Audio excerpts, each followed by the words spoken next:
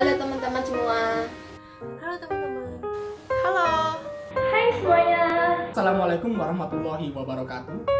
Om Swastiastu, Shalom, Namo Buddhaya, salam sejahtera untuk kita semua. Halo semua, perkenalkan nama saya Dinda Pratiwi Wijaya dengan NIM 8193058, Fakultas Hukum dan Ilmu Sosial, jurusan Ilmu Komunikasi, Universitas Pendidikan Nasional. Perkenalkan, nama saya Zahra Nur Asilah, NIM 8193055, mahasiswa Universitas Denpasar, jurusan Ilmu Komunikasi.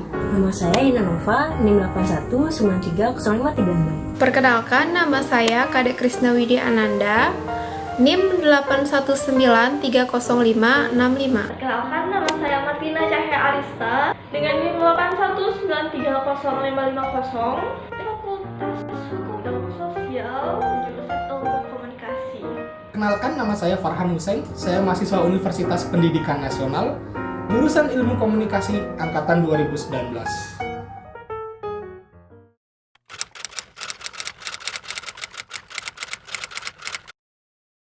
Hai semua, kami dari Jejak Gen Z di sini akan memberitahu kalian tentang apa sih sejarah bahasa Indonesia. Di sini aku akan menjelaskan latar belakang munculnya bahasa kita sekarang yang kita gunain, yaitu bahasa Indonesia.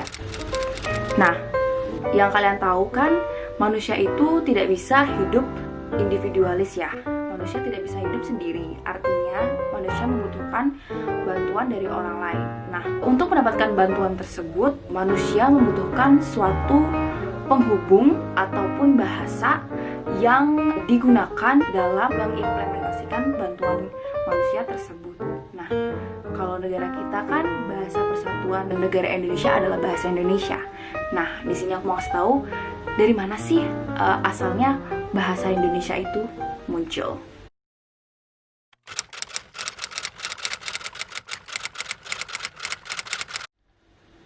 Nah, teman-teman, aku di sini akan ngejelasin asal mula bahasa Indonesia. Bahasa Indonesia itu apa sih? Bahasa Indonesia itu adalah bahasa resmi negara Republik Indonesia dan bahasa persatuan bangsa Indonesia. Dari sudut pandang linguistik, bahasa Indonesia adalah sebuah variasi dari bahasa Melayu. Dalam hal ini, dasar yang dipakai adalah bahasa Melayu Riau. Tetapi terlahir mengalami perkembangan akibat penggunaannya sebagai bahasa kerja dan proses pembakuan pada awal abad ke-20. Sampai saat ini, bahasa Indonesia merupakan bahasa yang hidup dan terus berkembang dengan penggayaan kosakata baru, baik melalui penciptaan maupun melalui penyerapan dari bahasa daerah dan bahasa asing. Pada zaman Kerajaan Sriwijaya, abad ke-7 Masehi, bahasa Melayu kuno dipakai sebagai bahasa kenegaraan. Hal ini dapat diketahui dari 4 prasasti berusia berkedekatan yang ditemukan di Sumatera bagian selatan peninggalan kerajaan tersebut. Prasasti tersebut diantaranya adalah dengan ditemukannya prasasti di kedudukan Bukit Berangka tahun 683 Masehi di Palembang. Kemudian di Talangtuo Berangka tahun 864 Masehi di Palembang. Kemudian Kota Kapur Berangka tahun 686 Masehi di Bangka Barat. Dan Karangbrahi Berangka tahun 686 Masehi di Jambi. Prasasti itu bertuliskan huruf Pranagari berbahasa Melayu kuno. Pada saat itu, bahasa Melayu yang digunakan bercampur kata-kata bahasa Sanskerta. Sebagai penguasa perdagangan di Kepulauan Nusantara, para pedagangnya membuat orang-orang yang berniaga terpaksa menggunakan bahasa Melayu. Walaupun dengan cara kurang sempurna, hal itu melahirkan berbagai varian lokal dan temporal pada bahasa Melayu yang secara umum dinamakan bahasa Melayu Pasar oleh para peneliti. Kemudian penemuan prasasti berbahasa Melayu kuno di Jawa Tengah di Berangka pada tahun ke-9, pada tahun abad ke-9, dan prasasti di dekat Bogor di Prasasti Bogor dari abad ke-10 menunjukkan penyebaran penggunaan bahasa itu di Pulau Jawa. Penemuan keping tembaga Laguna di dekat Manila, Pulau Luzon, Branca tahun 900 Masehi juga menunjukkan keterkaitan wilayah tersebut dengan Sriwijaya. Pada abad ke-15 berkembang bentuk yang dianggap sebagai bentuk resmi bahasa Melayu karena dipakai oleh Kesultanan Malaka yang kelak disebut sebagai bahasa Melayu tinggi dan penggunaannya terbatas di kalangan keluarga kerajaan di sekitar Sumatera, Jawa, dan Semenanjung Malaya. Kemudian, Malaka merupakan tempat bertemunya para nelayan dari berbagai negara dan mereka membuat sebuah kota serta mengembangkan bahasa mereka sendiri dengan mengambil kata-kata yang terbaik dari bahasa di sekitar daerah tersebut. Kota Malaka yang posisinya sangat menguntungkan atau strategis menjadi bandar utama di kawasan Asia Tenggara. Bahasa Melayu menjadi bahasa yang paling sopan dan paling tepat di kawasan Timur Jauh. Ejaan resmi bahasa Melayu pertama kali disusun oleh C.H. A. van Ophuij Jensen yang dibantu oleh Muhammad Taib, Sultan Ibrahim, dan Nawawi Sultan Mamur yang dimuat dalam kitab Logat Melayu pada tahun 1801. Nah, itu dia teman-teman, asal mula munculnya bahasa Indonesia. Nah, sekarang ada teman aku nih, Hinda, yang bakal ngejelasin lebih lengkap lagi terkait sejarah bahasa Indonesia ini. Kalau tadi kan udah dijelasin sejarah perkembangan bahasa Indonesia sama Dinda. Sekarang kita lanjut yuk ke bagaimana proses bahasa Indonesia ini menjadi bahasa persatuan.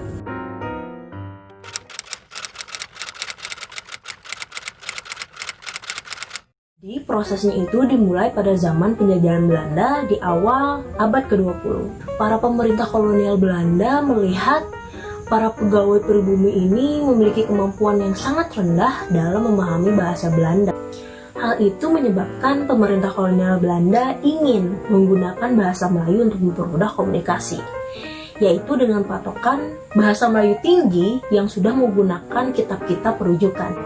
Sarjana Belanda mulai membuat standarisasi bahasa dengan menggunakan bahasa Melayu yang mengadopsi ejaan Van Ophuijsen dengan kitab logat Melayu. Penyebarannya secara lebih luas dengan dibentuknya Komisi World Lecture atau Komisi Bacaan Rakyat pada tahun 1908. Tahun 1917 namanya diganti menjadi Balai Pustaka. Badan penerbit ini menerbitkan novel-novel seperti Siti Nurbaya dan Salah Asuhan. Ada juga buku-buku penuntun bercocok tanam, penuntun memelihara kesehatan yang secara tidak langsung menyebarkan bahasa Melayu di kalangan masyarakat. Pada 16 Juni 1927, dalam sidang Volksraad atau Rapat Dewan Rakyat, Jahja Datuk Kadjo pertama kalinya menggunakan bahasa Indonesia dalam pidatonya. Disinilah bahasa Indonesia mulai berkembang. Pada tanggal 28 Oktober 1928, Muhammad Yamin mengusulkan bahasa Melayu digunakan sebagai bahasa nasional dalam pidatonya pada Kongres Nasional kedua.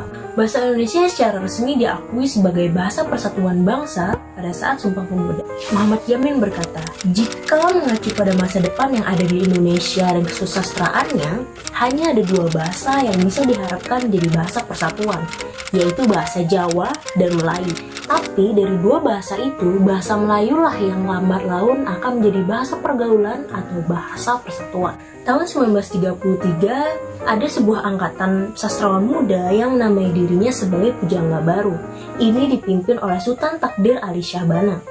3 tahun kemudian, beliau menyusun Tata Bahasa Baru Bahasa Indonesia. Pada tanggal 25 sampai 28 Juni 1938, dilangsungkan Kongres Bahasa Indonesia I di Solo. Kongres tersebut menghasilkan pembinaan dan pengembangan bahasa Indonesia yang telah dilakukan secara sadar oleh para cendekiawan dan budayawan Indonesia pada saat itu. Pada tanggal 18 Agustus 1945, sehari setelah kemerdekaan, ditandatanganilah Undang-Undang Dasar 1945.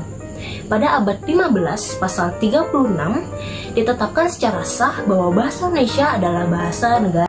Nah, jadi gitu teman-teman. Semoga kalian paham ya. Dan juga materi yang saya sampaikan tadi bisa bermanfaat bagi kita semua. Sekian dari saya, sampai jumpa. Dadah.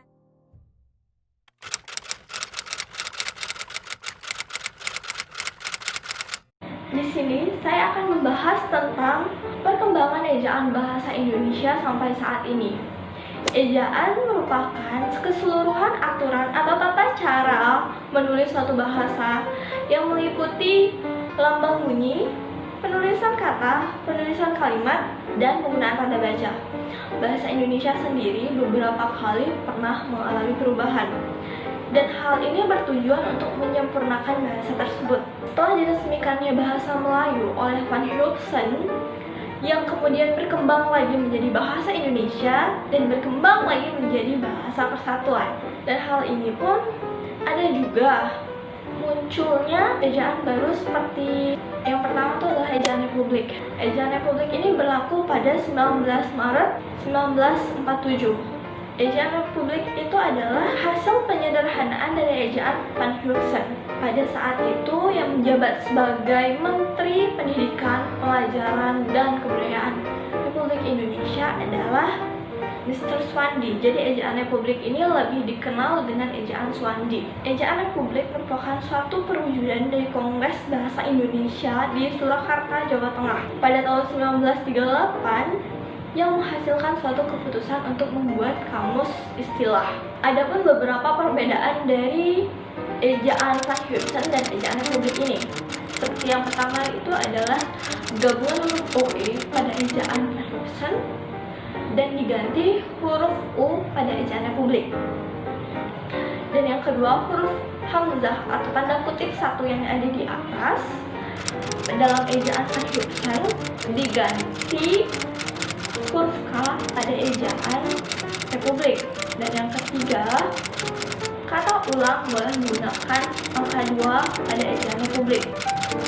Dan yang keempat, huruf E pada kata telinga dan huruf E pada kata pepet dalam ejaan Republik ini tidak dibedakan. Dan yang kelima, ada tanda trema, tanda kutip satu di atas dalam ejaan Van Huygens dan dihilangkan pada ejaan Republik. Adapun perbedaan dari ejaan Van Huygens dan ejaan Republik. Ejaan Van Huygens itu seperti kata oer yang diganti menjadi kata umur dalam ejaan Republik.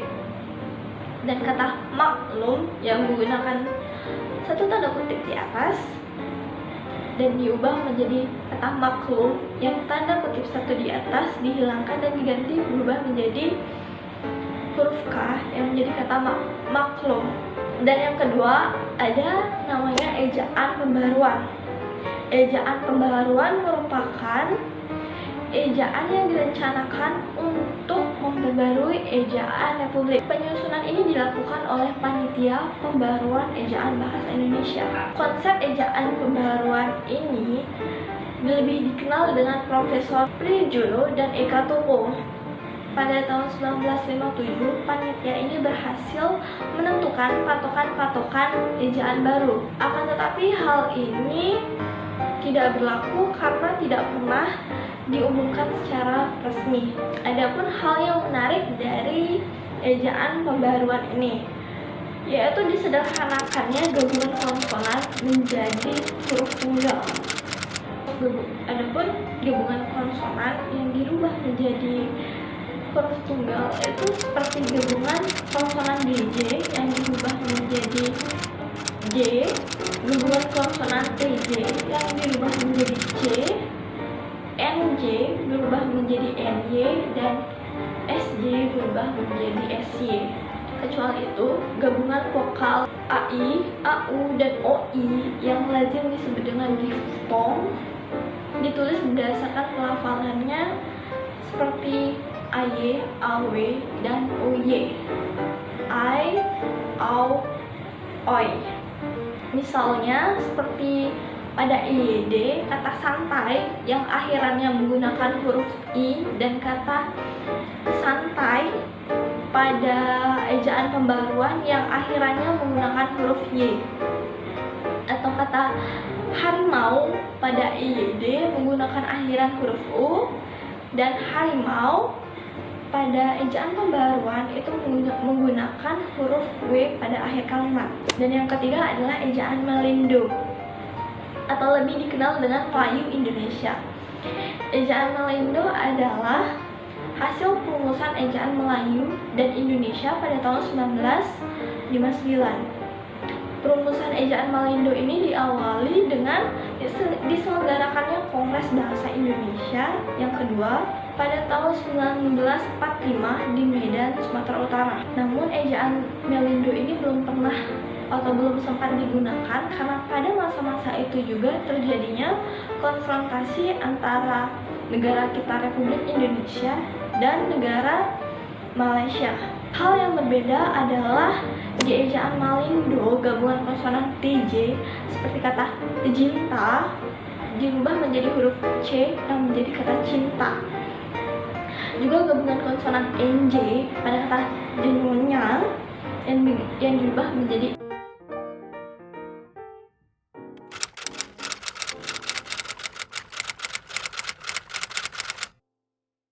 Oke, di video kali ini kita akan membahas tentang perkembangan ejaan bahasa Indonesia sampai saat ini.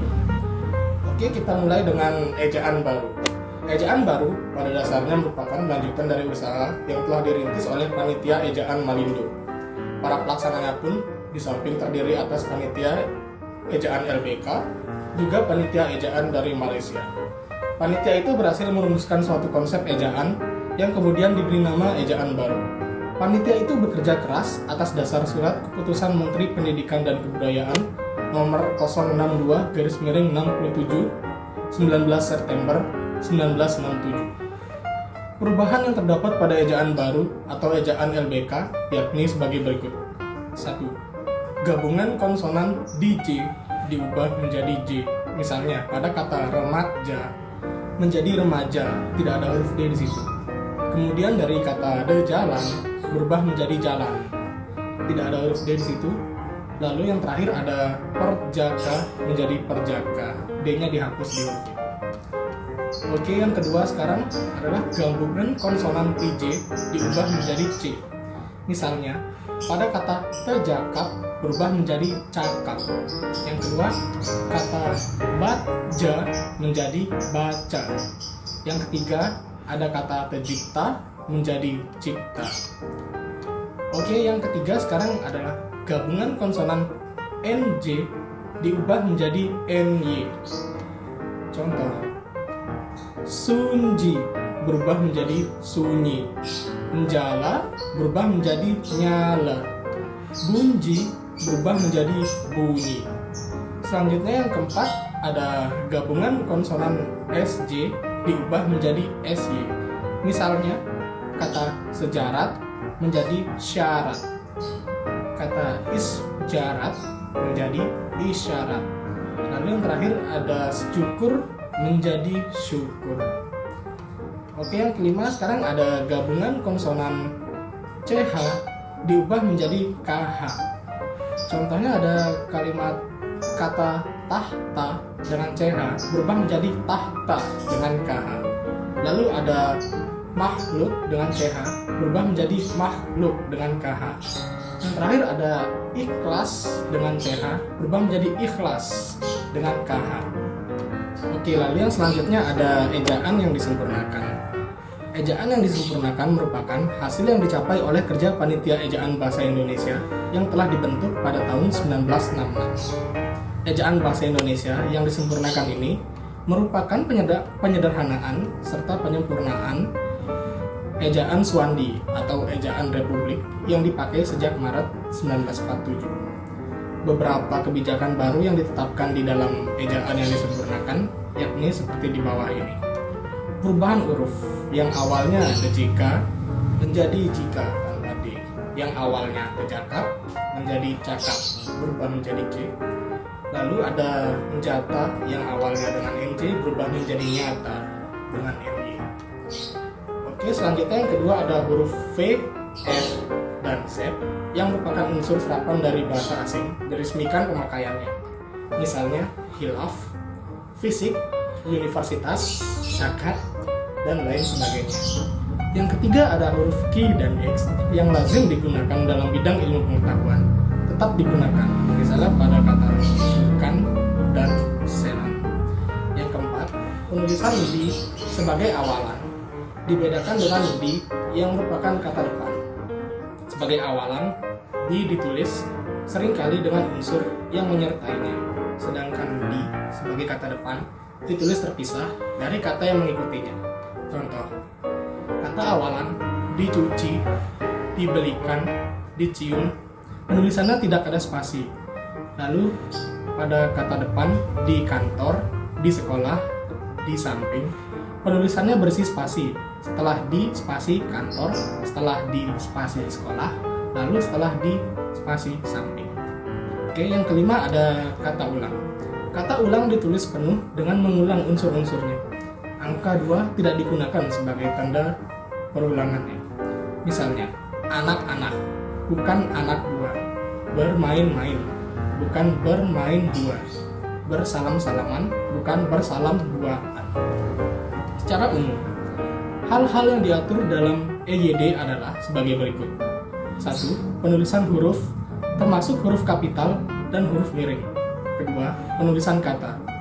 Ketiga, penulisan tanda baca. Keempat, penulisan singkatan dan akronim. Kelima, penulisan angka dan lambang bilangan. Lalu yang terakhir ada penulisan unsur serapan. Lalu yang terakhir ada ejaan bahasa Indonesia. Ejaan yang disempurnakan berubah menjadi ejaan bahasa Indonesia. Sebagai pedoman umum sejak akhir 2015 silam, perubahan yang dilakukan oleh Badan Pengembangan dan Pembinaan Bahasa Indonesia ini berlandaskan Peraturan Menteri dan Kebudayaan RI Nomor 50 Tahun 2015. Dalam hal ini, ejaan bahasa Indonesia dibentuk atas dasar ejaan yang disempurnakan sebelumnya. Hanya saja, pada ejaan bahasa Indonesia terdapat penambahan-penambahan aturan dalam penulisan. Perbedaan ejaan bahasa Indonesia dengan ejaan yang disempurnakan yang dapat terlihat adalah sebagai berikut. 1. Penambahan huruf vokal diftong. Pada ejaan yang disempurnakan, huruf diftong hanya 3, yaitu AI, AU, dan OI. Sedangkan pada ejaan bahasa Indonesia, huruf diftong ditambah 1, yaitu E. Misalnya pada kata geyser dan survei. Yang kedua, penggunaan huruf kapital. Pada ejaan yang disempurnakan, tidak diatur bahwa huruf kapital digunakan untuk menulis unsur julukan. Sedangkan dalam ejaan bahasa Indonesia, unsur julukan diatur dan ditulis dengan awal huruf kapital. Lalu yang ketiga ada penggunaan huruf tebal. Dalam ejaan yang disempurnakan, fungsi huruf tebal ada 3, yaitu menuliskan judul buku, bab, dan semacamnya, mengkhususkan huruf serta menulis tema atau sublema dalam kamus. Dalam EB, ejaan bahasa Indonesia, fungsi ketiga dihapus. Ada pertemuan rutin yang dilaksanakan setiap 5 tahun sekali oleh pemerintah dan para pakar bahasa Indonesia dan sastra untuk membahas perkembangan bahasa Indonesia. Pertemuan rutin ini dinamakan Kongres Bahasa Indonesia. Kongres-kongres ini begitu pentingnya bagi sejarah kemajuan bahasa Indonesia pada umumnya. Oleh karena dengan adanya Kongres Bahasa Indonesia menjadi lebih kompleks kosakatanya, menjadi lebih mantap dalam membakukan kata atau dalam penyerapan bahasa asing. Hal itu terjadi dan dibahas dalam Kongres Bahasa Indonesia.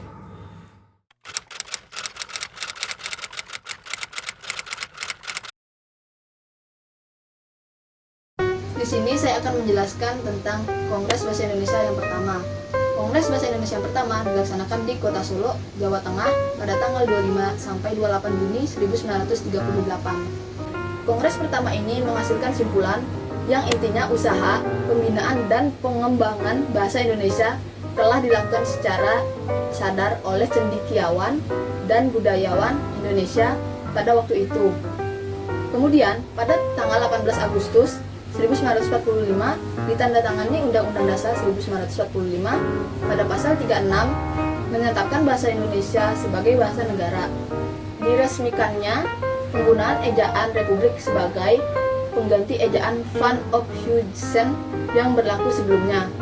Peresmian ini terjadi pada tanggal 19 Maret 1947. Selanjutnya, Kongres Bahasa Indonesia yang kedua dilaksanakan di Kota Medan, Sumatera Utara pada tanggal 28 Oktober sampai 1 November 1954. Kongres Bahasa Indonesia yang kedua ini merupakan sebuah perwujudan tekad yang kuat dari bangsa Indonesia untuk terus menyempurnakan bahasa Indonesia yang dijadikan kebanggaan bagi bangsa Indonesia.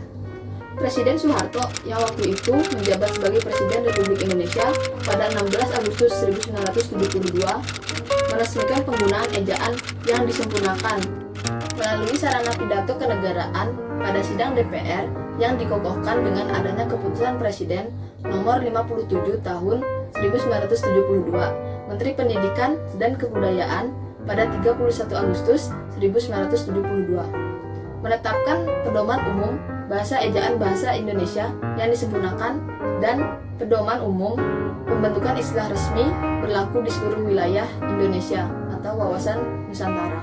Setelah itu, Kongres Bahasa Indonesia yang ketiga dilaksanakan di Ibu Kota Jakarta pada 28 Oktober sampai 2 November 1978. Simpulan pada Kongres Bahasa yang ketiga ini adalah memperingati Sumpah Pemuda yang ke-50 dan memperlihatkan kemajuan, pertumbuhan, dan perkembangan bahasa Indonesia sejak tahun 1928 dan berusaha terus untuk menetapkan kedudukan dan fungsi bahasa Indonesia.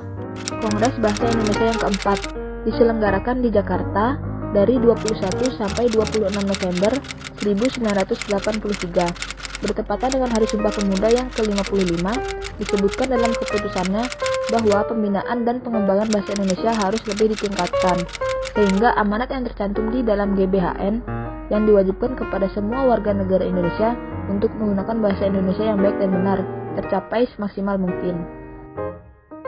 Selanjutnya, Kongres Bahasa Indonesia yang kelima diselenggarakan di Jakarta pada 28 Oktober sampai 3 November 1988. Kongres Bahasa Indonesia yang kelima ini dihadiri oleh 700-an pakar bahasa Indonesia dari Sabang sampai Merauke. Hadir juga tamu undangan yakni perwakilan dari negara Malaysia, Brunei Darussalam, Singapura, Belanda, Jerman, dan Australia.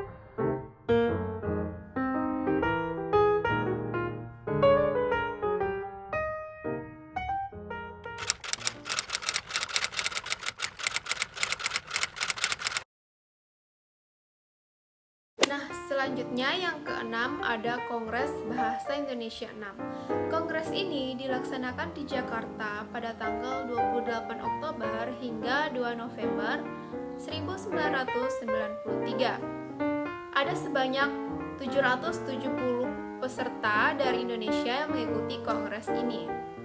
Bukan hanya itu, ada juga 53 peserta dari berbagai negara mengikuti kongres ini untuk menjadi tamu seperti negara Jepang, Korea Selatan, Amerika Serikat, India, Brunei Darussalam, dan beberapa negara lainnya. Adapun simpulan dari kongres ini adalah pengusulan pusat pengembangan dan pengembangan bahasa Indonesia, ditingkatkan lagi statusnya menjadi lembaga bahasa Indonesia. Selain pengusulan tersebut, mereka juga menyusun Undang-Undang Bahasa Indonesia. Nah, yang ketujuh ada Kongres Bahasa Indonesia 7. Kongres ini dilaksanakan di Hotel Indonesia di Jakarta pada tanggal 26 sampai 30 Oktober 1998. Adapun simpulan pada kongres ke-7 ini yakni mengusulkan dibentuknya Badan Pertimbangan Bahasa Indonesia. Nah, yang ke-8 ada Kongres Bahasa Indonesia 8. Kongres bahasa ini diselenggarakan di Jakarta pada tanggal 14 sampai 17 Oktober 2003. Pada kongres bahasa kali ini, para pakar dan pemerhati bahasa Indonesia menyimpulkan bahwa berdasarkan Kongres Sumpah Pemuda pada tanggal 28 Oktober 1928 yang menyatakan bahwa para pemuda ini memiliki satu bahasa, yakni bahasa Indonesia. Oleh karena itu, bulan Oktober dijadikan bulan bahasa. Nah, adapun agenda pada bulan bahasa ini biasanya berlangsungnya seminar bahasa Indonesia di berbagai lembaga yang memperhatikan bahasa Indonesia. Nah, yang ke-9 ada Kongres Bahasa Indonesia 9. Kongres Bahasa Indonesia 9 ini juga dilaksanakan di Jakarta pada tanggal 28 Oktober sampai 3 November 2008. Kongres ini membahas 5 hal utama, yakni bahasa Indonesia, bahasa daerah, penggunaan bahasa asing, pengajaran bahasa dan sastra, serta bahasa media massa. Kongres ini berskala internasional yang menghadirkan para pembicara-pembicara dari dalam dan dari luar negeri. Nah, yang terakhir, yang ke-10, Kongres Bahasa Indonesia 10. Kongres Bahasa Indonesia yang ke-10 ini dilaksanakan juga di Jakarta pada tanggal 28 Oktober sampai 31 Oktober 2013.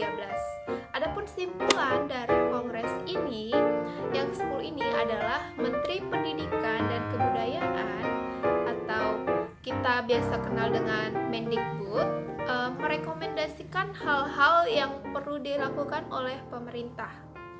Nah, rekomendasi tersebut berdasarkan laporan Kepala Badan Pengembangan dan Pembinaan Bahasa serta paparan 6 makalah pleno tunggal, di antaranya 16 makalah sidang pleno panel, 104 makalah sidang kelompok yang tergabung dalam 8 topik diskusi panel, dan yang terakhir diskusi yang berkembang selama persidangan. Nah teman-teman, gimana? Kalian udah tahu kan sekarang sejarah bahasa Indonesia itu munculnya bagaimana, asal-muasalnya bagaimana. Nah teman-teman, gak ada salahnya kok kita mempelajari bahasa asing.